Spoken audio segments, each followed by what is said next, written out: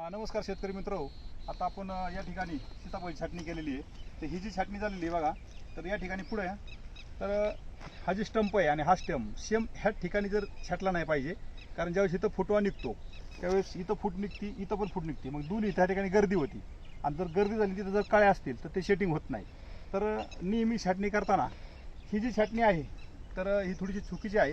जास्त झाडं दाबलेत आणि छत्री टाईप छाटणी आहे बरोबर, म्हणजे इथंच सगळी गर्दी होणार आहे. जेवढी जास्त गर्दी असेल तेवढं जास्त त्या ठिकाणी शेटिंग होत नाही. तर पाहूया आपण इकडे झाड छाटले आता.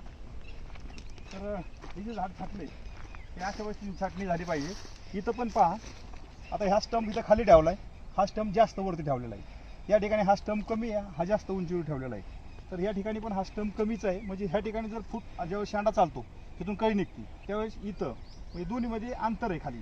त्यामुळे हवा जी नॅचरल जी हवा लागली पाहिजे ते व्यवस्थित त्या नैसर्गिक स्वरूपामध्ये त्याचं शेटिंग होतं. मग त्याच्यामुळं झाडात जास्त गर्दी झाली नाही पाहिजे, त्यासाठी आपल्याला छाटणी अशी करणं गरजेचं आहे. तर सगळ्या शेतकरी बंधू जे आहेत सीताफळाचे, त्यांनी छाटणी करताना लई छाटणी दाबून करू नये.